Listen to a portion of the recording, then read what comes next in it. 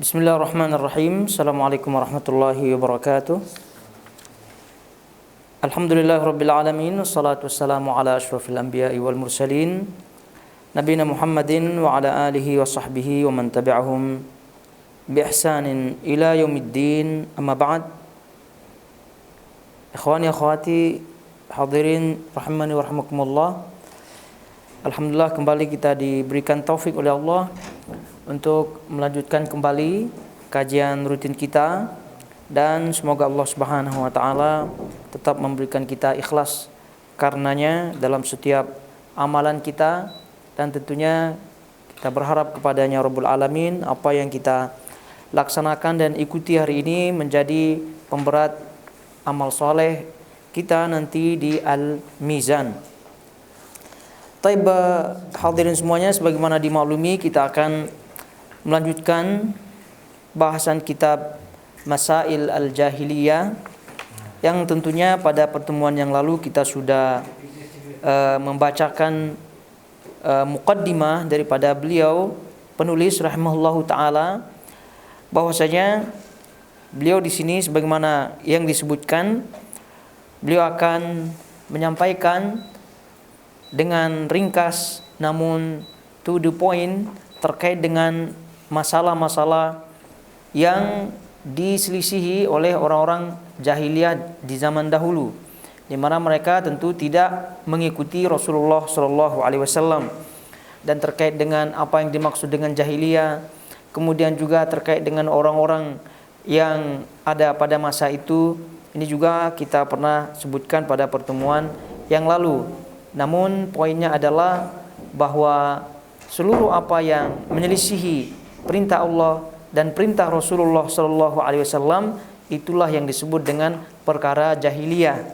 Oleh itu kita pernah sebutkan apa yang disebutkan oleh penulis rahimahullahu taala di dalam kitab ini itu tentu tidak menjadi batasan, tidak membatasi perkara-perkara jahiliyah. Jadi poinnya adalah seluruh perkara-perkara yang menyelisihi perintah Allah dan perintah Rasulullah SAW itu masuk dalam bagian masail atau perkara jahiliyah.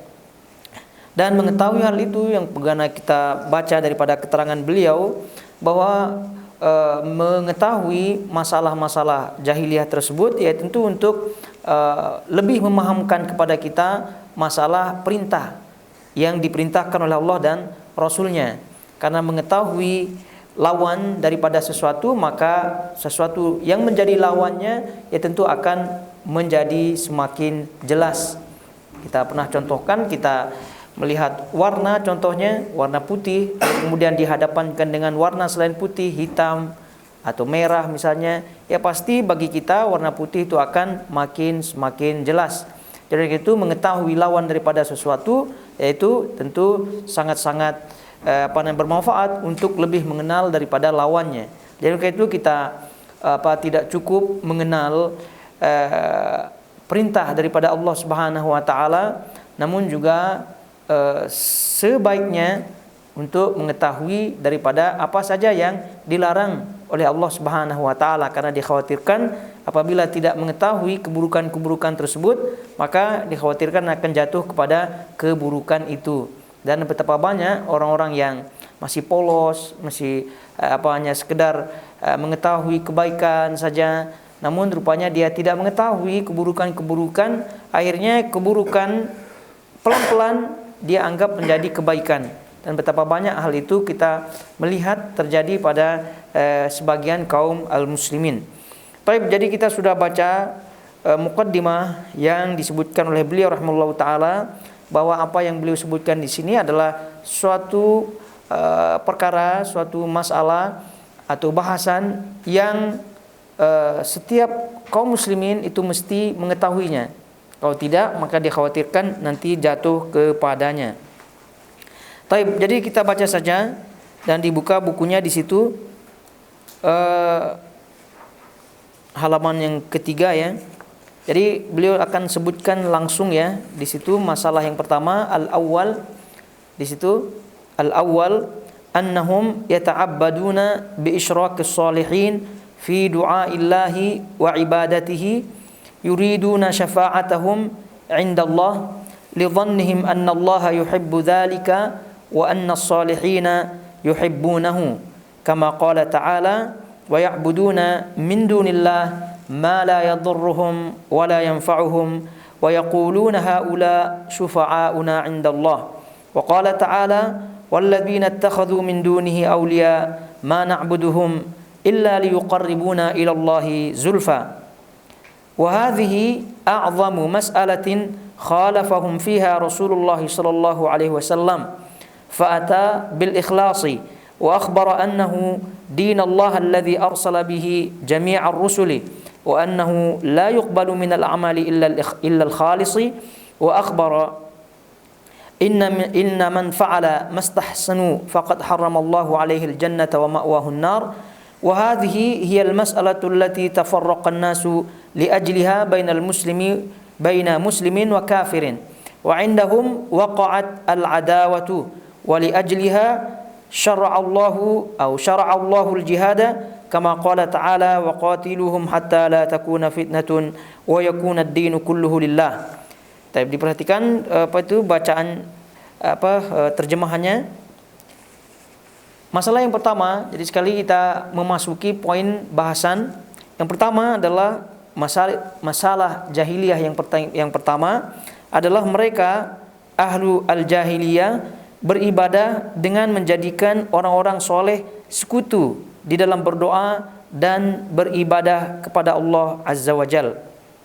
Mereka menginginkan dalam melakukan kesyirikan ini karena mengharap syafaat orang-orang soleh di sisi Allah dengan prasangka bahwa Allah mencintai hal ini, begitu juga orang-orang soleh.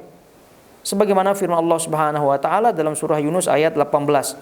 Jadi poin yang pertama, poin yang diselisihi oleh orang-orang jahiliyah atau mereka penentangan mereka terhadap Rasulullah SAW, tentu masalah yang pertama apabila kita membaca daripada keterangan beliau rahimahullahu taala di sini adalah terkait dengan tauhid, ya. Ini sangat-sangat wajar beliau menjadikan poin pertama yaitu tauhid adalah perkara jahiliyah atau perkara yang diselisihi oleh orang-orang jahiliyah, karena memang dakwah para anbiya, dakwah para rasul itu adalah tauhid. Dan sebagaimana nanti kita akan sebutkan dan beliau sebutkan bahwa atas dasar itulah kaum musyrikin, kaum jahiliyah pada waktu itu memusuhi Rasulullah sallallahu alaihi wasallam. Dan kita ketahui bersama, sebelum Rasulullah sallallahu alaihi wasallam menyampaikan dakwah tauhid, itu Rasulullah SAW sangat-sangat diagungkan, sangat-sangat dipuji, sangat-sangat dihormati oleh mereka. Namun setelah beliau menyampaikan dakwah tauhid yang kita baca dalam sejarahnya, itu berubah 180 derajat. Yang tadi dihormati menjadi dihina, yang tadi diagungkan dicaci, dimaki, bahkan diboikot selama 3 tahun yang kita baca daripada sejarahnya, diboikot Rasulullah SAW dengan keluarganya. Itu bahkan kita baca sejarahnya itu sampai kotoran daripada beliau dan juga mereka-mereka yang terkena boikot itu sampai kotoran ya seperti kotoran kambing dan seterusnya, karena yang dia makan adalah dedaunan. Ya, akibat diboikot tidak ada makanan dan seterusnya. Ini menunjukkan bahwasanya betapa dahsyatnya pengaruh daripada dakwah tauhid yang mereka selisihi. Jadi karena itu wajar beliau rahimahullahu taala di sini menempatkan masalah syirik, masalah tauhid ini adalah masalah yang pertama sekali yang masuk dalam kategori masail jahiliyah. Oleh karena itu siapa saja yang tidak beriman kepada Allah dan Rasulnya, mau itu namanya Yahudi, mau itu namanya Nasrani, mau itu namanya orang Hindu, Buddha dan seterusnya, intinya mereka tidak beriman kepada Allah dan Rasulnya, itu boleh disebut sebagai jahiliyah. Itu boleh disebut sebagai orang jahiliyah. Ya, kenapa? Karena poin pertama inilah yang diselisihi. Poin pertama inilah yang merupakan sebagai tolak ukur daripada iman, masuknya Islam atau tidak daripada seseorang. Jadi kalau yang kita lihat keterangan beliau rahimahullahu taala, ini ada 4 poin ya. Ada 4 poin di sini cakupan daripada tauhid ya yang diselisihi oleh orang-orang kaum musyrikin atau orang-orang jahiliyah. Adalah yang pertama beribadah kepada selain Allah, menyembah kepada selain Allah. Kemudian yang kedua adalah minta syafaat, minta syafaat kepada selain Allah, minta syafaat kepada selain Allah. Kemudian selanjutnya adalah menyangka bahwa apa yang mereka lakukan dari menyembah, beribadah kepada selainnya, dari minta syafaat, itu mereka menyangka Allah mencintai perbuatannya, menyukai perbuatannya. Kemudian yang keempat adalah mereka menyangka bahwa orang-orang soleh pun menyukai, menyintai perbuatannya. Ini 4 hal cakupan daripada perkara jahiliyah yang dalam poin yang pertama ini. Yang pertama kita ulangi adalah beribadah atau menyembah kepada selain Allah. Kemudian yang kedua adalah minta syafaat kepada selain Allah sebagai perantara dan seterusnya daripada klaim-klaim mereka, tawasul dan seterusnya kepada selain Allah Subhanahu wa taala. Kemudian yang ketiga tadi kita sebutkan bahwa menyangka bahwasanya Allah Subhanahu wa taala menyukai, mencintai itu semua. Mencintai apa yang dia lakukan, yaitu dari menyembah selainnya, minta syafaat kepada selainnya. Jadi dia menyangka itu Allah Subhanahu wa taala suka. Kemudian yang ketiga adalah menyangka bahwa orang-orang soleh juga menyukai perbuatannya. Menyangka orang-orang soleh menyukai perbuatannya. Nah, ini 4 perkara yang ada pada perkara jahiliyah yang beliau sebutkan yang pertama, poin yang pertama. Sebab itu satu persatu beliau sebutkan bantahannya. Jadi yang pertama di situ beliau sebutkan surah Yunus ayat 18, wa ya'buduna min dunillah ma la yadhurruhum wa la yanfa'uhum wa yaquluna haula syufa'auna 'indallah. Dan mereka menyembah selain daripada Allah, ini yang tadi kita sebutnya yang pertama, apa yang tidak dapat mendatangkan kemudaratan kepada mereka dan tidak pula mendatangkan manfaat. Dan mereka berkata mereka itu adalah pemberi syafaat kepada kami di sisi Allah Subhanahu wa taala. Dan ini dari kajian-kajian kita pada kesempatan-kesempatan terdahulu dari bahasan kitab-kitab yang pernah kita sebutkan, Kasyfus Syubhat dan seterusnya, Kitabut Tauhid dan seterusnya. Ini kita faham tentunya alasan-alasan mereka menyatakan ini adalah syafaat dan seterusnya, tawasul, ya karena memang di antara syubhatnya adalah mengira bahwasanya apa yang ada atau yang meninggal tersebut itu dekat kedudukannya di sisi Allah Subhanahu wa taala, sementara dia ini orang pendosa, banyak kekurangannya, sehingga wajar apa yang mereka lakukan ini adalah untuk mendekatkan dia kepada Allah Subhanahu wa taala. Namun itu beliau penulis rahimallahu taala menukil surah Az-Zumar ayat 3 sebagai bantahannya secara langsung tentunya, yaitu firman Allah Subhanahu wa taala, walladzina ittakhadhu min dunihi awliya ma na'buduhum illa liyuqarribuna ilallahi zulfa. Kami tidak menyembah mereka melainkan supaya mereka mendekatkan kami kepada Allah dengan sedekat-dekatnya. Ini jawaban orang jahiliyah zaman dahulu. Jadi kalau ada orang zaman sekarang yang melakukan perbuatan seperti perbuatan mereka ini, lalu kemudian menyebutkan alasan seperti alasan yang disebutkan seperti ini, ya juga masuk dari bagian jahiliyah. Dan ingat kita pernah sebutkan, jahiliyah yang kita maksudkan adalah jahiliyah pada orang-orang tertentu, pada sifat-sifat tertentu, pada waktu-waktu tertentu, bukan jahiliyah bersifat mutlak, bukan jahiliyah bersifat umum. Karena jahiliyah yang bersifat umum dari zaman bersifat umum, ya tentu setelah diturunkannya Nabi SAW ya sudah tidak ada lagi zaman jahiliyah tersebut. Namun terkait dengan waktu tertentu, orang tertentu, kemudian sifat-sifat tertentu, itu untuk masih juga ada sifat-sifat jahiliyah. Nah, ini contohnya adalah yang sangat-sangat mendasar sekali, bahwa apabila masih ada yang mengklaim itu adalah bentuk syafaat, tawasul dan seterusnya, maka itu masuk bagian daripada masalah jahiliyah. Karena Rasulullah SAW mengajarkan tentang tauhid, berdoa langsung kepada Allah Subhanahu wa taala, tidak perlu adanya tawassul, tidak perlu adanya perantara, karena Allah Subhanahu wa taala Maha mendengar, Maha melihat, Maha mengetahui, Maha kuasa dan seterusnya. Kemudian kata beliau rahimahullahu taala, wa hadhihi a'zamu mas'alatin khalafahum fiha Rasulullah sallallahu alaihi wasallam. Ini adalah masalah yang paling besar di mana Rasulullah sallallahu alaihi wasallam telah menyelisihi mereka. Menyelisihi mereka maksudnya di sini adalah menyelisihi orang-orang musyrik yang tidak mau beriman kepada Allah Subhanahu wa taala.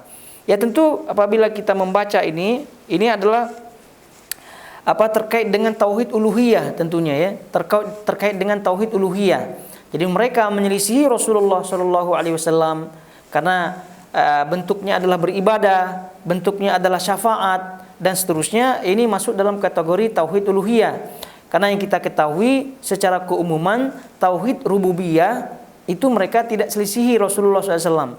Jadi mereka sepakat dalam bab ini bahwa apabila mereka ditanya siapa penciptanya, siapa yang memberikan rezeki dan seterusnya, jadi mereka sepakat dengan Rasulullah SAW bahwa yang memberikan rezeki, yang menghidupkan dan seterusnya, yang menciptakan adalah Allah Subhanahu wa taala. Jadi karena itu tauhid rububiyah itu mereka tidak menyelisih Rasulullah SAW secara keumuman. Walaupun ada perkara-perkara tertentu yang mereka selisih juga, tapi secara umum tauhid rububiyah mereka sejalan dengan Rasulullah SAW. Nah, yang menjadi poinnya sekarang adalah tauhid uluhiyah. Tauhid uluhiyah maknanya adalah yang kita ketahui mentauhidkan Allah Subhanahu wa taala dari sisi perbuatan hamba. Dari sisi perbuatan hamba. Jadi hamba itu perbuatannya adalah beribadah kepada Allah Subhanahu wa taala. Wa ma khalaqtul jinna wal insa illa liya'budun. Tujuan kita diciptakan oleh Allah Subhanahu wa taala adalah untuk beribadah. Maka dari sisi perbuatan hamba yaitu ibadah kepadanya itu wajib ditujukan murni hanya kepada Allah Subhanahu wa taala. Maka apabila ini menyimpang, ini masuk dalam perkara jahiliyah. Oleh itu kata beliau, wa hadhi a'zamu mas'alatin, dan ini adalah masalah yang paling besar. Masalah yang paling besar, masalah yang paling utama di mana Rasulullah SAW telah menyelisihi mereka. Jadi oleh itu kalau kita melihat dakwah para rasul, dakwah para anbiya, itu semua ya tentu dakwahnya adalah dakwah tauhid. Dan terjadinya penyimpangan, penyelisihan daripada kaum-kaum mereka berdasarkan dakwah ini. Oleh itu kata beliau rahimahullahu taala, fa'ata bil ikhlasi wa akhbara annahu dinallah alladhi arsala bihi jami'ar rusuli wa annahu la yuqbalu minal a'mali illa al-khalis. Kemudian fa'ata bil ikhlas, maka Rasulullah sallallahu alaihi wasallam datang dengan ikhlas. Ini kalau kita lihat terjemahnya ya, beliau mengikhlaskan ibadah kepada Allah. Maksudnya fa'ata bil ikhlas, maka datang Rasulullah SAW bil ikhlas, membawa ikhlas. Membawa ikhlas maksudnya apa? Ikhlas yang dimaksud di sini adalah sama dengan tauhid. Tauhid maknanya adalah ikhlas. Oleh itu kita tahu ada surah Al-Ikhlas. Surah Al-Ikhlas. Itu surah Al-Ikhlas adalah isinya semua adalah tauhid kepada Allah Subhanahu wa taala. Maka disebut dia surat Al-Ikhlas. Karena apabila orang bertauhid dengan murni, dengan sepenuhnya, dengan lurus, maka itulah ikhlas secara hakiki. Ikhlas secara hakiki. Maka orang yang ikhlas, orang yang mukhlis tidak dikatakan ikhlas sebelum dia betul-betul menerapkan, mewujudkan tauhid itu. Jadi sampai lisan atau mulutnya boleh dibilang berbusa, dia menyebutkan dirinya ikhlas, namun tidak memenuhi syarat-syarat daripada tauhid, maka tidak bisa dikatakan ikhlas. Tidak bisa dikatakan ikhlas. Jadi karena itu beliau menyatakan di sini fa'ata bil ikhlas, maka Rasulullah SAW datang dengan membawa ikhlas. Dengan membawa ikhlas, maknanya adalah datang membawa tauhid itu sendiri, yang mana tauhid adalah hakikat daripada ikhlas. Hakikat daripada ikhlas. Jadi kalau kita berbicara tauhid yang tiga, itu semua adalah hakikat daripada ikhlas. Dan itu pembahasannya ada pada kitab At-Tauhid tentunya. Namun poinnya ringkasnya adalah Rasulullah SAW Muhammad sallallahu alaihi wasallam datang membawa al-ikhlas, yaitu tauhid. Begitu juga wa akhbara annahu dinallah alladzi arsala bihi jami' ar-rusul.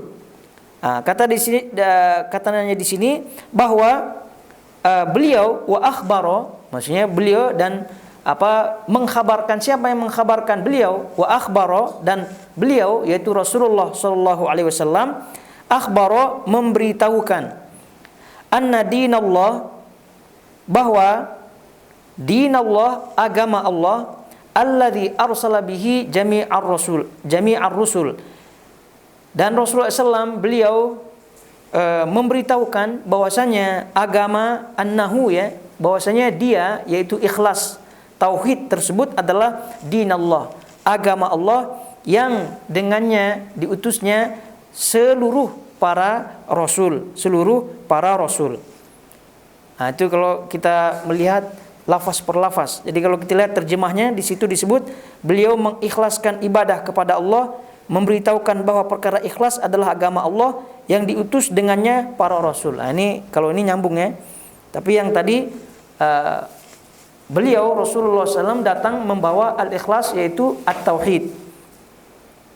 Datang membawa at-tauhid, dan beliau sallallahu alaihi wasallam memberitahukan bahwa perkara ikhlas adalah agama Allah yang diutus dengannya para rasul. Jadi tadi kita sebutkan ikhlas yang dibawa oleh Rasulullah SAW adalah tauhid, dan beliau sallallahu alaihi wasallam memberitahukan bahwasanya tauhid itu adalah agama Allah yang para rasul, seluruh para rasul diutus oleh Allah Subhanahu wa taala. Jadi misi utama, tugas utama para anbiya, para rasul, yaitu mendakwahkan dakwah tauhid. Jadi itu para salaf, ya, terdahulu itu dakwah utamanya adalah dakwah tauhid.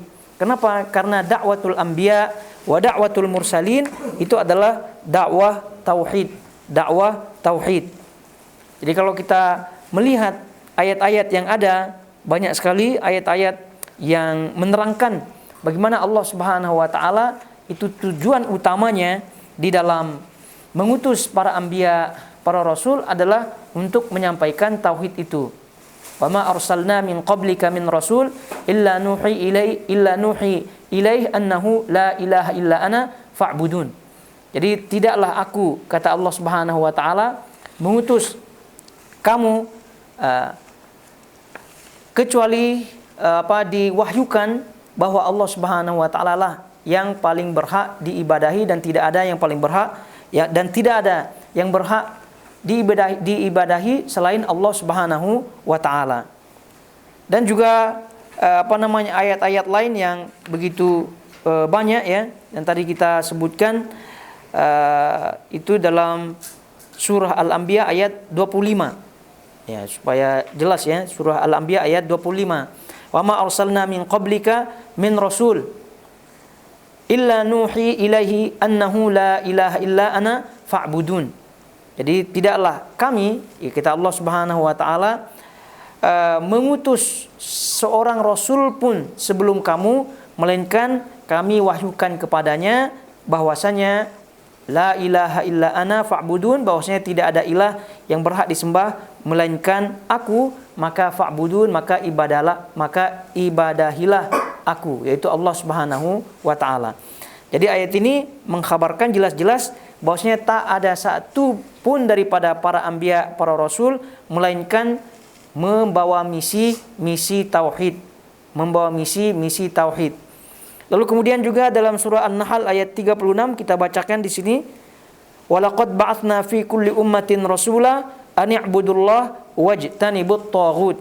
Dan sungguh, kata Allah Subhanahu wa taala, telah kami utus dalam setiap umat seorang rasul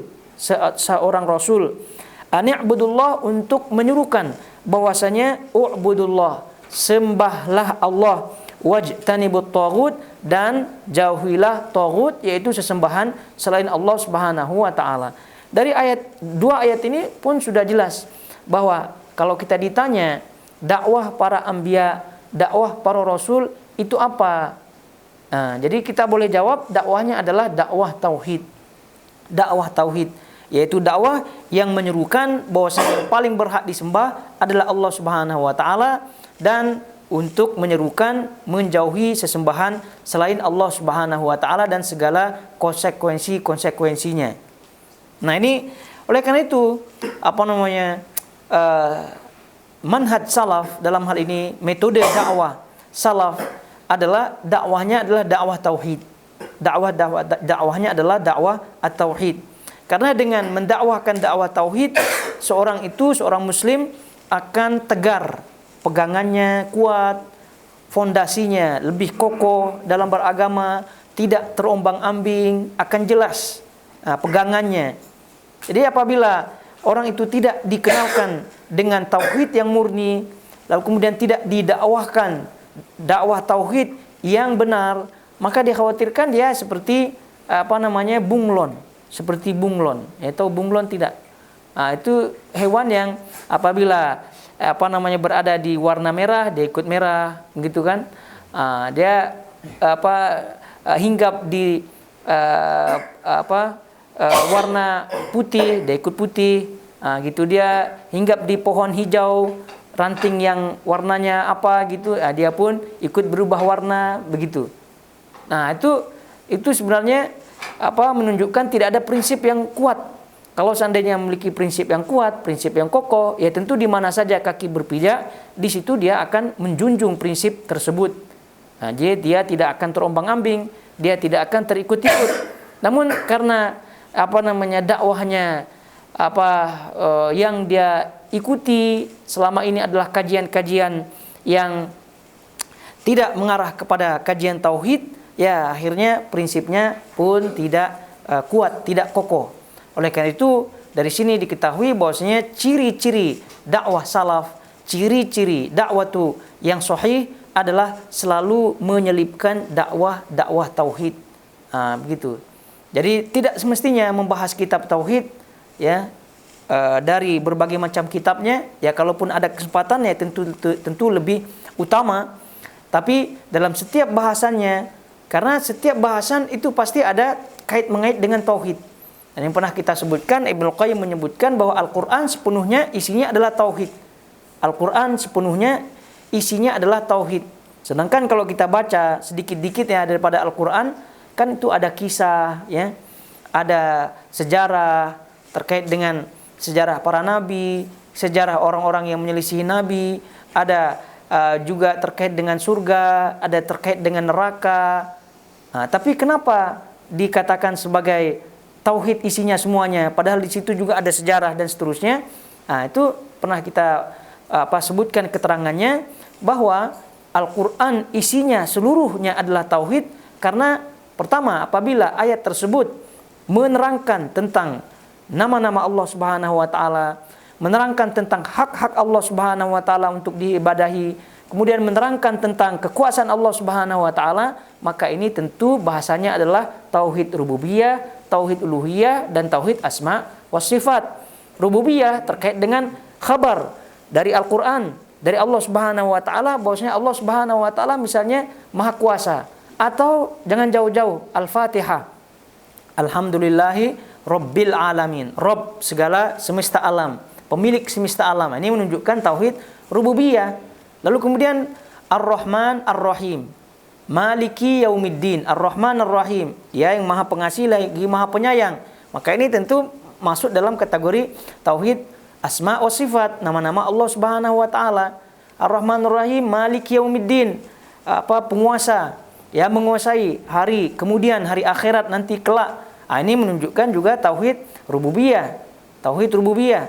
Lalu kemudian iyyaka na'budu wa iyyaka nasta'in, mengkhabarkan bahwasanya kepadanya lah, kepada dia hanya satu-satunya zat yang kepadanya kita beribadah, zat yang hanya kepadanya kita minta tolong. Berarti ini adalah tauhid uluhiyah, tauhid uluhiyah, yaitu tauhid ibadah. Kemudian terkait dengan kisah, terkait dengan surga dan neraka adalah konsekuensi daripada tauhid tersebut, konsekuensi daripada tauhid. Jadi kalau kita baca neraka, ada yang dimasukkan ke dalam neraka, kemudian kisah orang-orang yang durhaka, itu berarti konsekuensi orang-orang yang menyelisihi tauhid. Fir'aun, bagaimana akhir daripada Fir'aun. Kemudian akhir daripada Qarun. Nah, itu semua adalah orang-orang yang menyelisih tauhid, dan itu terkait dengan tauhid itu juga. Lalu kemudian surga, kemudian orang-orang soleh yang mendapatkan nikmat. Nah, itu berarti konsekuensi daripada tauhid itu, apabila menjalankan tauhid maka dia akan mendapatkan nikmat. Jadi intinya bahwasanya Al-Quran seluruhnya adalah tauhid. Maka dalam dakwah, dalam seorang itu berdakwah atau menerangkan sesuatu dan seterusnya dalam kajian, apalagi kajian rutin dan seterusnya, hendaknya tauhid ini disisipkan. Jadi kayak itu, kalau dalam sepanjang dakwahnya orang tersebut tidak menyelipkan dakwah tauhid, itu dakwahnya patut dipertanyakan. Ya, kenapa dakwahnya hanya toleransi terus gitu kan, akhlak terus. Jadi kalau akhlak terus ya semua sepakat jadinya kan, tidak boleh bohong gitu kan. Kemudian juga tidak boleh berkhianat. Itu betul adanya, memang itu juga didakwahkan oleh Rasulullah SAW, diajarkan oleh Rasulullah SAW. Namun ingat bahwasanya dasar daripada dakwah itu, yang mendasari daripada itu adalah dakwah tauhid. Dan itu kata beliau rahimahullahu taala bahwa ini adalah poin utama daripada dakwah para anbiya, dakwah para rasul. Jadi apabila dakwah ini yang ditonjolkan ya, difokuskan, maka insyaallah taala kaum muslimin akan memiliki fondasi yang kokoh dalam setiap pijakannya. Di mana saja dia berdiri, insyaallah akan kokoh pijakannya. Tapi kalau hanya yang dibahas adalah akhlak terus begitu kan, kemudian sejarah terus, tanpa disisipkan dakwah tauhid, ya tentu ini dakwah tidak akan berhasil. Dakwah tersebut. Padahal tadi kita sebutkan Al-Quran itu isinya adalah tauhid. Oleh karena itu apapun bahasanya itu bisa sebenarnya disisipkan tauhid itu. Akhlak misalnya ya bisa disisipkan tauhid. Tengok Rasulullah SAW, siapa yang meragukan Rasulullah SAW adalah seorang yang pengasih, penyayang, lemah lembut, tapi perang juga.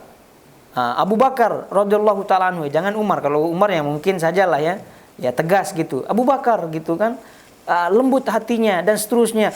Ternyata tidak satu pun perang bersama Rasulullah SAW, melainkan beliau ikut juga. Artinya bisa itu dikaitkan dengan tauhid. Jadi kelemah lembutan tidak semestinya melanggar yang namanya prinsip al-bara, al-wala dan al-bara. Kita loyal di samping di satu sisi kita loyal, di satu sisi juga kita ada sikap bara, berlepas diri. Jadi kapan kita loyal, kapan kita bara, inilah bahasan daripada tauhid tersebut. Jadi sudah lengkap. Jadi tidak semua kehidupan ini lembut saja, tidak ada. Begitu juga tidak semua kehidupan kita ini keras-keras, tegas-tegas saja, tidak. Tapi ada masanya, ada tempatnya, ada babnya masing-masing.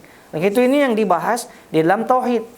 Secara umum bahwasanya tauhid yang disampaikan oleh Rasulullah SAW, yang mana poinnya adalah menyembah kepada Allah Subhanahu wa taala semata dan membuang kesyirikan-kesyirikan yang ada, itu konsekuensinya sangat mendalam sekali. Ya, terutama kepada orang jahiliyah zaman dahulu, musyrikin Quraisy zaman dahulu, itu konsekuensinya adalah membuang patung-patungnya, menjauhkan diri daripada berdoa kepada sisi patung-patungnya dan seterusnya, hanya memurnikan niatnya kepada Allah Subhanahu wa taala. Ya, memang awalnya berat, tapi insyaallah kalau udah diamalkan biidznillah taala, justru itu adalah kenyamanan, ketentraman. Sama juga dengan di kita sekarang terkait dengan tawasul, terkait dengan minta syafaat dan seterusnya. Itu memang berat di sebagian orang. Namun lagi-lagi kalau dapat hidayah dan kemudian diamalkan, insyaallah taala akan menjadi nyaman dan tentram. Kemudian selanjutnya kata beliau, wa akhbara annahu dinallah alladhi arsala bihi jami'ar rusul wa annahu la yuqbalu minal a'mali illa al-khalis.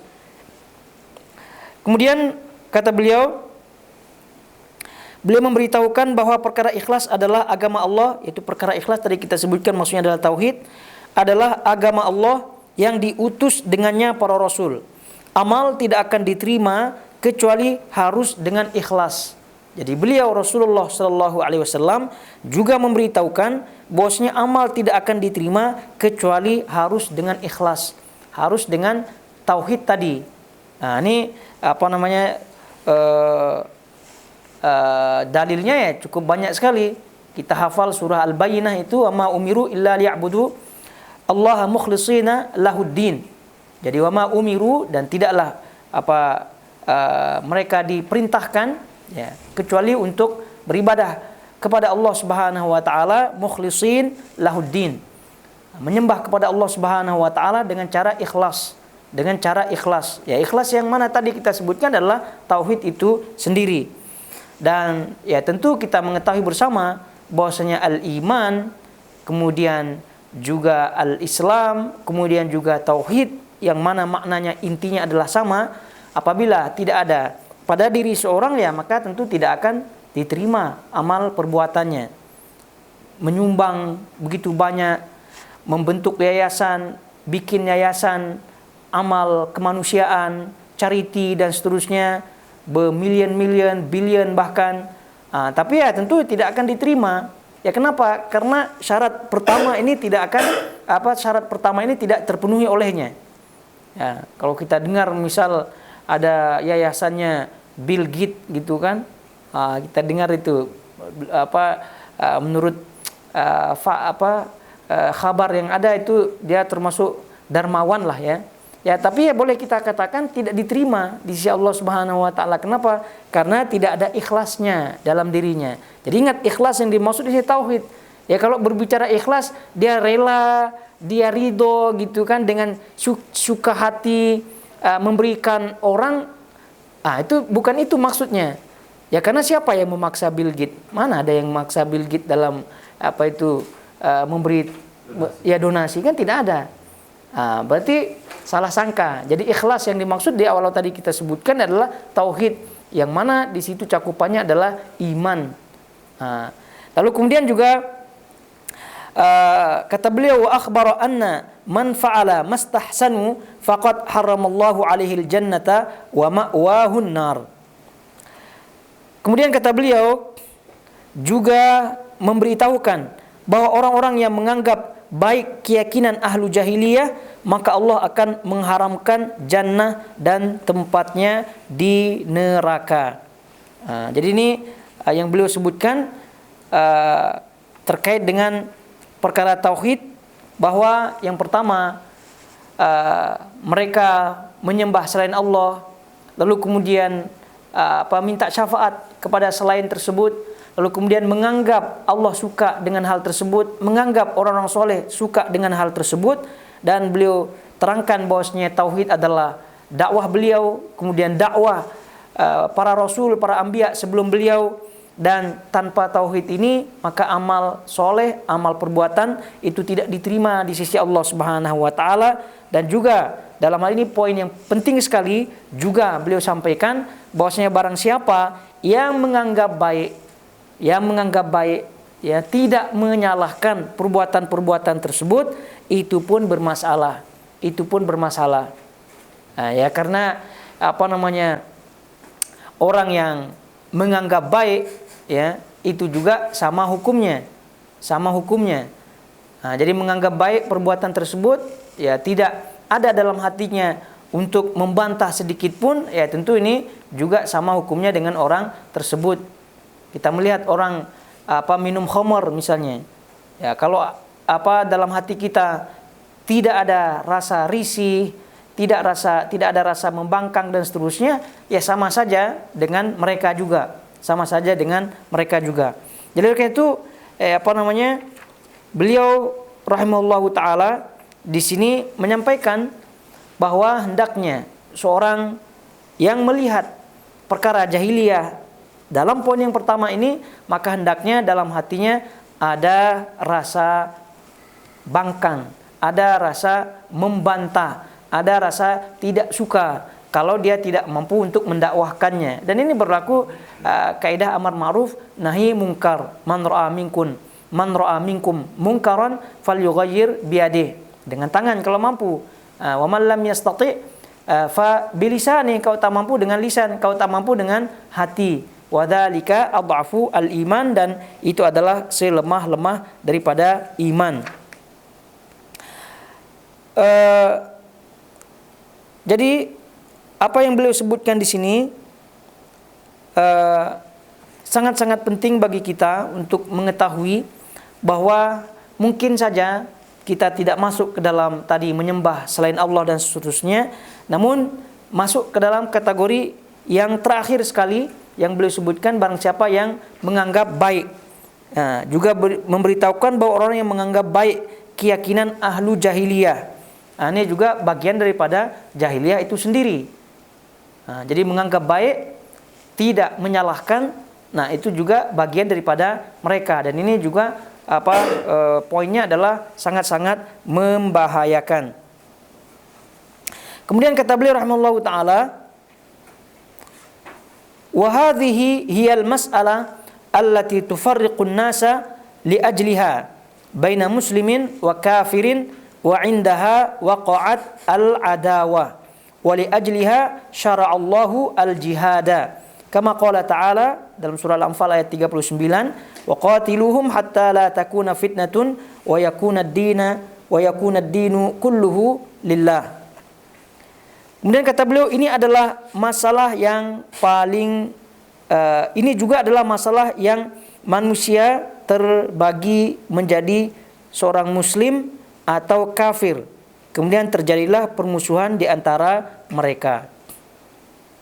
Jadi diperhatikan ya, ini terjemahnya tidak terlalu dalam ya. Jadi diperhatikan lafaznya di situ, kata beliau wa hadhihi hiyal mas'alah, dan ini adalah masalah. Maksudnya perkara, dan ini adalah perkara allati tufarriqun nas, yang tufarriq, yang memisahkan manusia. Tufarriq maknanya memisahkan, annas manusia. Li ajliha baina muslimin wa kafirin. Li ajliha karena sebabnya. Maksudnya ini adalah perkara yang dengan sebabnya manusia terpisah. Baina muslimin wa kafirin, antara muslim dan kafir. Dengan perkara inilah maka jelas mana muslim, mana kafir. Kemudian wa indaha waqa'at al-adawah, dan indaha di sisinya, maksudnya berdasarkan perkara ini gitu, waqa'at al-adawah, maka terjadilah al-adawah yaitu permusuhan. Maka dengan sebab perkara ini permusuhan itu ada, waqa'at, terjadi, ada. Wali ajliha syara'allahu al-jihad, dan oleh karena perkara ini juga syara'allahu al-jihad, Allah Subhanahu wa taala mensyariatkan al-jihad. Kama qala ta'ala surah Al-Anfal ayat 39, dan perangilah mereka supaya jangan ada fitnah dan supaya agama itu semata-mata untuk Allah. Taib. Ini dia perkara yang pertama, namun kita baca keterangan beliau rahimahullahu taala yang sebagai kesimpulan bahwa setelah kita fahami perkara yang pertama ini adalah perkara jahiliyah yang merupakan fondasi utama, yang tadi kita sebutkan adalah tauhid, yang merupakan dakwah Nabi SAW dan juga dakwah para anbiya, yang dengannya menjadi syarat utama diterimanya amal. Lalu kemudian bagi mereka yang bagi mereka yang menganggap baik perkara tersebut, perkara jahiliyah ini, maka mereka juga bagian daripada ahlu al-jahiliyah. Jadi setelah kita fahami dari keterangan beliau pun menyampaikan kesimpulannya bahwasanya masalah perkara ini, yaitu tauhid ini, adalah yang menjadi sebab manusia terpisah antara muslim dan kafir. Terpisah antara muslim dan kafir, tak sama muslim dan kafir. Kemudian dengan sebabnya pula terjadi permusuhan. Dengan sebabnya pula Allah Subhanahu wa taala mensyariatkan al-jihad. Nah, ini satu-satu harus kita fahami, dan ini sebagai prinsip seorang muslim. Sebab itu kajian-kajian seperti ini, maksudnya keterangan-keterangan seperti ini harus kita fahami, dan sebagai fondasi kemana saja kita pergi ini kita jadikan sebagai fondasi. Ya, jangan kita di Qatar saja kuat fondasi kita, lalu kemudian pergi kampung akhirnya kita juga ikut-ikutan pergi ke kuburan misalnya kan, ikut-ikutan pergi ke mana, ke candi dan seterusnya. Itu tidak demikian. Jadi oleh itu apa yang beliau sebutkan ini adalah prinsip. Jadi pertama, setelah kita mengetahui tauhid ini adalah pembeda, kan, pembeda antara muslim dan kafir. Jadi oleh karena itu sebaik apapun orang kafir tetap kafir. Sebaik apapun dia tetap kafir. Jadi sebaik apapun dia bantu kita, dia bantu orang dan seterusnya, dia tetap kafir. Ya puji ya, kalau puji ya sebatas itu sajalah. Tapi kalau berlebihan dan seterusnya, itu jangan. Kenapa? Karena ada pada diri dia orang kafir tersebut, atau bahasa halusnya non muslim ya. Itu bahasa halus lah. Bahasa halusnya non muslim, ya tetap kita beda, tidak bisa. Tidak bisa. Berkawan ya sebatas profesi, kerja, bisnis boleh. Tapi kalau sampai saling ziarah, sampai bagi hadiah dan seterusnya, itu masalah. Kemudian dengan sebab tauhid ini adalah ada permusuhan, al-wala dan al-bara. Sudah jelas kita loyal dan seterusnya, dan ini fakta bahwa setelah Rasulullah SAW mendakwahkan dakwah tauhid, maka terpisah mana pengikut beliau, mana yang tidak ikut beliau, yang memusuhi beliau. Ada yang ikut beliau dari golongan ahli keluarga, ada yang tidak. Juga musuh beliau Sallallahu Alaihi Wasallam yang menjadi lawan atau menjadi yang tidak Islam, yang kafir, yang musyrik, ada dari golongan keluarga beliau, ada golongan yang tidak keluarga beliau. Jadi terpisah. Maka setelah kokoh pegangan-pegangan para sahabat-sahabat Nabi SAW, setelah hijrah, maka terjadilah perang Badar. Ringkasnya lah kan, kita bersama perang Badar tahun kedua Hijriah. Walaupun pada waktu itu Rasul tidak ada niat untuk perang, ya, head to head tidak ada, ya, hanya sekedar untuk mengambil barang saja dari kafilah pedagang pada waktu itu.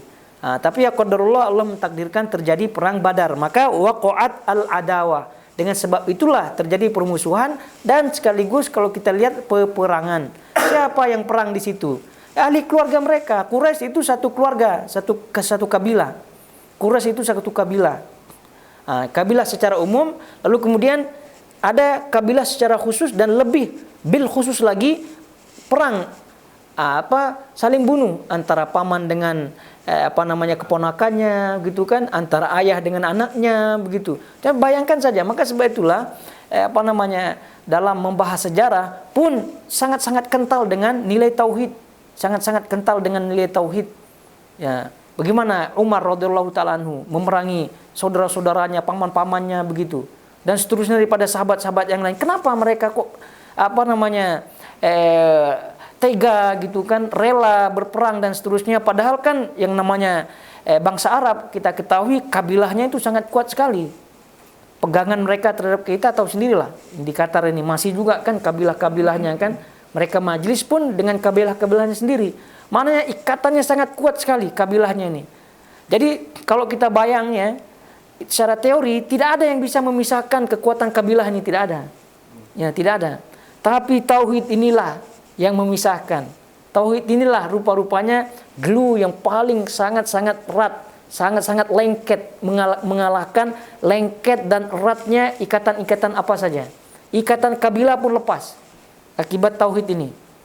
Karena dengan adanya tauhid terpisah antara muslim dan kafir. Setelah itu akibat tauhid ini terjadi permusuhan. Lalu kemudian disyariatkan jihad, perang. Perang ya perang, walaupun tadi ikatan kabilahnya kuat, kalau Allah Subhanahu wa taala telah perintahkan perang, ya perang.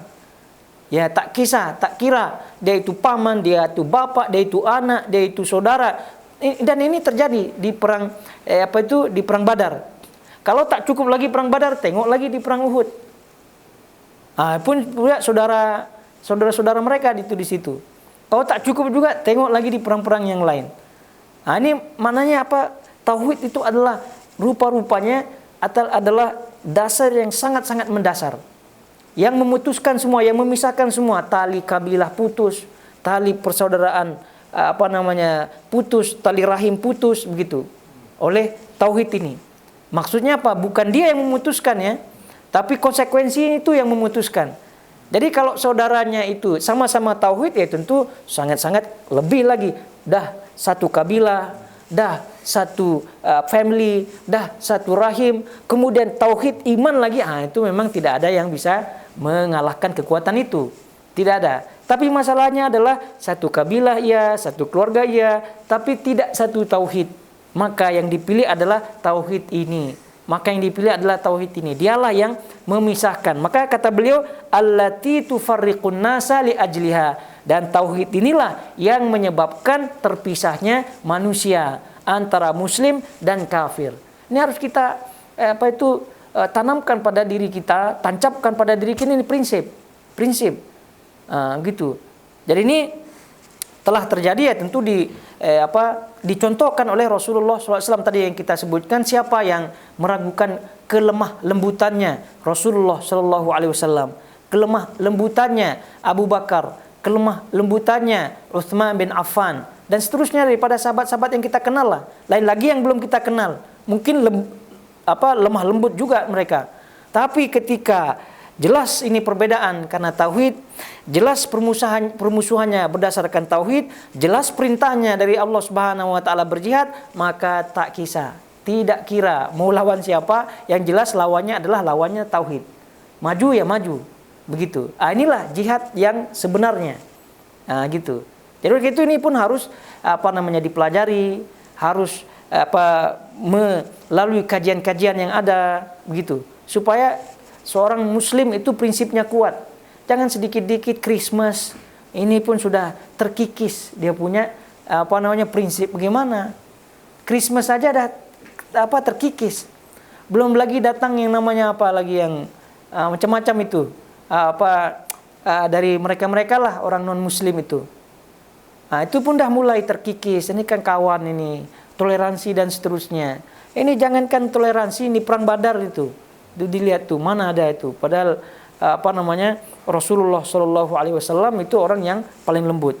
Sebab itulah di sini surah Al-Anfal ayat 39, waqatiluhum hatta la takuna fitnatun wa yakuna ad-din kulluhu lillah. Dan perangilah mereka supaya jangan ada fitnah dan supaya agama itu semata-mata untuk Allah. Dan perangilah mereka. Ini kita diajarkan ketegasan ya, prinsip tegas. Jadi muslim itu tegas pada tempatnya, ya, kemudian lembut pada tempatnya. Oleh itu kalau kita melihat di sini tahapannya. Jadi ketika kita membaca masalah jahiliyah ini, tahapannya yang pertama adalah ya tentu kita al-adawah. Jadi kita harus tancapkan di sini rasa permusuhan. Ini mungkin bahasanya agak ekstrim ya. Maksudnya rasa tidak suka terhadap perkara ini. Yang pertama kita tidak suka. Kemudian yang kedua adalah dakwah. Dakwah kita berusaha yang menerangkan semampu kita tentunya. Kemudian baru yang ketiga adalah jihad. Ini dia punya martabat atau tingkatan. Yang pertama adalah ketika kita melihat masalah ini, ini berarti masalah jahiliyah yang diselisih oleh Rasulullah SAW. Tauhid, berarti kita contoh melihat kemusyrikan. Contoh kita melihat kekufuran. Maka yang paling pertama sekali kita benci. Kalau musuh mungkin permusuhan yang mungkin ekstrim bahasanya ya. Yang paling pertama sekali adalah benci. Karena kalau kita tidak benci, maknanya suka. Berarti kalau suka berarti sama saja dengan mereka. Benci. Lalu kemudian kalau bisa kita dakwah. Ya, dakwah pun ya bergantung masing-masing. Yang paling pertama adalah tadi kita tak suka, kita benci. Kemudian dakwah. Kemudian yang ketiga adalah jihad. Nah, ini tentu tergantung dengan istitoah, kemampuan tentunya. Tapi prinsip dasar ya ini. Oleh karena itu tidak heran Syekh Muhammad bin Abdul Wahhab rahimahullahu taala yang dikenal dengan Wahabi itu, ya, beliau terpenuhi ini semua, terpenuhi. Jadi pada waktu zaman beliau kan merajalela tuh kesyirikan, kemusyrikan, banyak orang yang berdoa di pohon-pohon, di batu-batu yang besar-besar, yang angker-angker lah kan, benci, tak suka. Kemudian beliau berusaha berdakwah. Nah, ini risalah-risalahnya ini kan berdakwah. Kemudian jihad. Beliau bekerja sama dengan pemerintah pada waktu itu, penguasa Diriyah, Muhammad bin Saud pada waktu itu. Akhirnya ada kemampuan di situ. Tapi kalau kita sekarang kan tak mampu. Ya, ini kan tak mampu, jihad ini tak mampu. Karena jihad itu kan juga ada syarat-syaratnya. Berarti jihad ini kita skip lah. Tapi tetap kita list, ada dalam list. Suatu saat misal, wallahu alam, ada pemimpin kaum muslimin misal, ada khilafah misal, dan wallahu alam, ya. Tapi yang jelas ini dalam list, ya. Kalau dah terpenuhi syarat-syarat jihad, maka bagi kita apabila mampu tentu ya tidak ada kata mundur di situ. Asalkan ada, tapi juga jangan jihad yang serampangan. Jangan jihad yang serampangan. Ya, tengok di Palestina, tengok di Gaza, tengok di Syria, dipikirnya itu jihad yang sudah memenuhi standar jihad syar'i. Itu tidak. Jadi jihad yang syar'i itu jelas, sebagaimana halnya ibadah lain jelas. Salat. Kita sekarang mau salat apa nih? Zuhur, dah jelas. Salat apa nih? Duha, dah jelas. Salat apa nih? Tahajud, dah jelas. Zakat misalnya, dah jelas. Nisab, haul, dan semua dah jelas. Begitu juga dengan jihad. Kejelasan jihad ketika kita melaksanakan itu juga dituntut sebagaimana kejelasan ibadah-ibadah yang lain. Kenapa? Ibadah yang lain itu jelas, ya, ketika kita melaksanakannya, tadi kita sebutkan zakat, sedekah, salat, lalu kemudian ketika masuk kepada jihad ini abu-abu. Paham Mbak, abu-abu? Tak jelas. Tak boleh. Mau tidak salat tak jelas waktunya. Tak mau. Zakat misalnya tak jelas nih hitungannya, sudah masuk nisab ke apa tidak, tak jelas, tak mau. Dan juga ibadah binaan tak mau dia. Melakukan tak mau. Tapi kenapa jihad ni tak jelas siapa pemimpinnya? Gitu kan? Ada tidak alat-alatnya, begitu kan? Lalu kemudian persiapan-persiapan strategi yang lainnya, begitu. Ini semua tak jelas. Main semangat masuk di situ. Seperti tadi kita sebutkan, mau tidak sholat di waktu yang tak jelas, di keadaan yang tak jelas, kan tak mau. Makanan saja yang ringan-ringan, makanan, Masya Allah. Makanan, pergi ke Bali misalnya. Itu kan banyaklah kaum muslimin secara keumumannya itu pasti memilih dan memilah, gitu kan, makanan. Tak mau makan sembarangan. Kenapa? Karena ini kawasannya adalah kawasan non-muslim. Jadi dia sangat hati-hati. Ya begitu juga dengan jihad. Dia ibadah juga, dan bahkan dia dzarwatu sanam al-Islam, puncak daripada Islam. Ya justru dengan kita perlu kejelasan yang sangat jelas baru masuk ke dalamnya. Oleh karena itu di zaman kita sekarang tak jelas. Medan jihadnya itu tak jelas. Karena tidak memenuhi unsur-unsur syarat-syarat yang ada. Oleh karena itu jihad yang dimaksud, yang disebut tadi tetap dalam list kita. Tapi yang kedua di atas ya semampu kita tentunya. Masih ada peluang.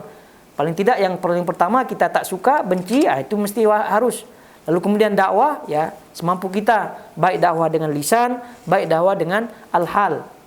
Jadi oleh karena itu poinnya adalah al-ikhwah wal akhawat, hadirin semuanya, Islam itu tegas. Oleh karena itu sebab itulah kalau dah sampai ke taraf jihad yang tadi sebelumnya dakwah dan seterusnya, maka kata Allah Subhanahu wa taala di sini, wa qatiluhum, dan perangilah mereka, maju jihad. Oleh karena itu jihad yang pernah kita sebutkan, matlamat atau tujuan asal daripada jihad adalah i'la kalimatillah. Itu menegakkan kalimat Allah, menegakkan tauhid. Bukan perangnya itu, bukan. Ya sebab itulah ketika jihad ini diserukan, ya tentu dengan syarat-syaratnya tadi, misal kalau dah sempurna syaratnya, masuk ke medan yang akan diperangi tersebut, maka tidak langsung serta-merta diperangi, tidak serta-merta dibunuh, tidak. didakwahi dan seterusnya. Baru setelahnya kalau tidak mau juga, ya barulah terjadi peperangan, kemudian ditangkap dan seterusnya, barulah itu terakhir. Oleh itu sebab itu yang jelas yang paling pertama adalah maju, berjihad, maju. Lalu kemudian seterusnya kalau diperlukan perang head to head, membunuh, menembak dan seterusnya, itu konsekuensi daripada perang. Tapi yang jelas jihad ini poinnya adalah i'la kalimatillah, menegakkan kalimat Allah Subhanahu wa taala dan maju. Sebab itulah asal daripada jihad ini adalah jihad at-talab. Kan jihad itu ada dua ya.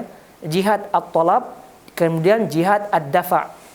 Jihad at-talab ini talab, maju. Jadi diminta, maksudnya talab maknanya diminta, minta. Maksudnya kita melihat keadaan di sana masih terjadi kesyirikan, kekufuran dan seterusnya, akhirnya kita maju untuk mendakwahkan, gitu. Itu jihad at-talab dan ini hukumnya fardu kifayah.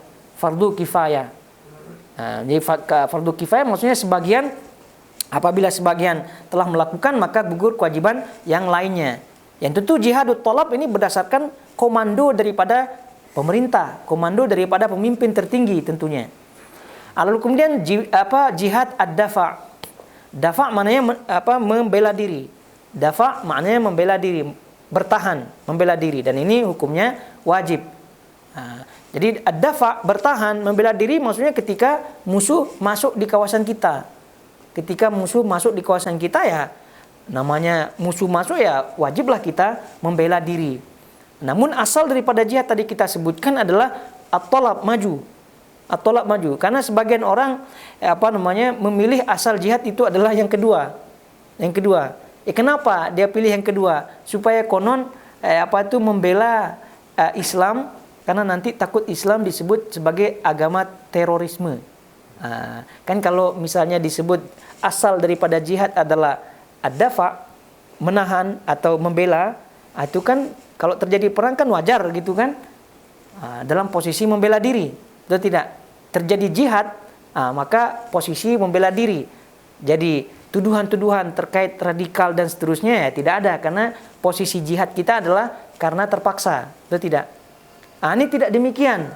Jadi asal daripada jihad itu adalah at-talab, maju. Ya, tentu setelah syarat-syarat yang terpenuhi tadi tentunya.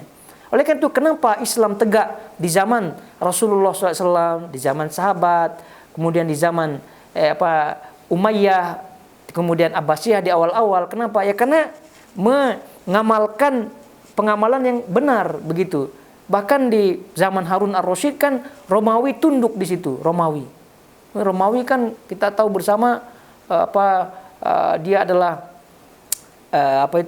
kerajaan yang kuat ya pada waktu itu, besar dan seterusnya. Namun rupa-rupanya tunduk dengan khilafah pada waktu itu. Ya kenapa? Karena adalah jihad-jihad seperti ini diamalkan, jihad at-talab, menyerang dan seterusnya. Ya kenapa? Karena ini sudah masuk kepada kategori jihad at-talab yang tentu melalui proses-proses yang ada. Jadi ini prinsip-prinsip seperti ini, ayyuhal khairatul akhwat, hadirin semuanya yang dirahmati Allah Azza wa Jalla, ini kita harus perlu memahami dan kita jadikan sebagai prinsip supaya mengembalikan izzah, kekuatan, kemuliaan daripada Islam itu ya tentu dengan jalan pemahaman salaf. Ya, karena kita tidak pungkiri juga mereka-mereka yang membahas tentang jihad, ya, membahas tentang prinsip seperti ini juga salah paham. Salah paham karena didasari dengan hanya semangat saja. Semangat takbir, sedikit-sedikit takbir tak tentu arah. Ini masalah juga, akhirnya Islam juga yang rugi.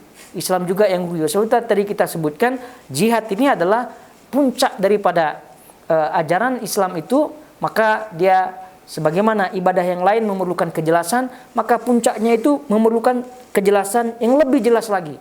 Barulah orang itu masuk ke dalamnya, bukan sembarangan main bom sana, main bom sini, begitu kan? Tadi kita sebutkan martabat atau tingkatan-tingkatannya. Yang pertama tak suka tengok kekufuran, kekafiran, benci. lalu kemudian berusaha mendakwahnya, lalu kemudian berjihad. Nah, tidak difahami yang ketiga ini berjihad, lalu kemudian setelah kita benci, setelah kita dakwah, lalu kemudian mereka tak mau, lalu kemudian kita bunuh mereka, kita bom mereka. Ini tentu salah pemahaman, dan itu banyak diantara sebagian kaum muslimin yang terpengaruh dengan pemahaman takfiri seperti itu. Naudzubillah min dzalik. Sebab itulah kajian seperti ini ya tentu kita harus ekstra hati-hati, merujuk kepada ulama-ulama yang berpemahaman salaf, berpemahaman yang benar, yang selalu merujuk kepada pemahaman sahabat, tabi'in dan tabi'in. Kalau tidak maka banyak celah untuk masuk ke dalam takfiri dalam bab ini. Banyak celah untuk masuk ke dalam ekstrim dalam hal ini. Karena kalau kita melihat sebagian orang-orang yang terpengaruh dengan takfiri, GI misalnya dan seterusnya, daripada anak cucu daripada organisasi tersebut, itu tidak sedikit di antara mereka mengkaji kitab-kitab seperti ini. Begitu. Sebab itulah tidak heran juga, kasihan Syekh Muhammad Abdul Wahab jadilah korban. Ya, kenapa jadi korban? Karena kitabnya dipelajari oleh mereka-mereka tadi. Karena kitab-kitab seperti ini, begitu kan, kalau ditafsirkan dengan semangat mengalahkan nas-nas yang ada yang lain-lainnya, maka hasilnya adalah tadi, bom sana, bom sini, bunuh sana, bunuh sini. Gitu. Tapi kalau difahami dengan pemahaman yang benar, maka itu akan menjadikan seorang muslim kokoh dalam prinsipnya, lalu kemudian akan insyaallah biidznillah taala akan menjadikan Islam cemerlang dan berjaya kembali biidznillah taala, karena ada dawabit, ketentuan-ketentuan, ada disiplin-disiplin yang diikuti, yang ditaati. Ya tentu melalui dalil-dalil yang ada. Taib ayul khawatul akhwat semuanya, untuk poin yang pertama kita rasa cukup masail atau masalah yang pertama ini adalah, kita ulangi, masalah tauhid. Lawannya adalah kesyirikan. Dan itu jelas yang diselisih oleh Rasulullah SAW, yang tidak diikuti oleh orang-orang jahiliyah. Dan siapa saja yang masih syirik, yang masih berbuat kufur, kekafiran, ya tentu mereka boleh dikatakan sebagai jahiliyah juga. Boleh dikatakan sebagai jahiliyah juga. Ya kenapa? Karena dalam diri mereka masih ada perkara jahiliyah, dan bahkan perkara jahiliyah yang sangat-sangat jahil sekali, yaitu tidak mengikuti perintah Rasulullah SAW dalam bab al-iman. Dan kita pernah sebutkan kenapa disebut Amr bin Hisham sebagai Abu Jahal, padahal sebelumnya Abu Al-Hakam, Abu Hikmah gitu kan. Tapi karena dia tidak mengikuti Rasulullah SAW, tidak beriman kepada Rasulullah SAW, maka digelarilah dia, dipanggillah dia, kunyahnya adalah Abu Jahal. Itu dia. Taib, kiranya sampai di sini. Barakallahu fikum. Wa sallallahu ala nabiyina Muhammad wa ala alihi wa sahbihi wasallam. Assalamualaikum warahmatullahi wabarakatuh.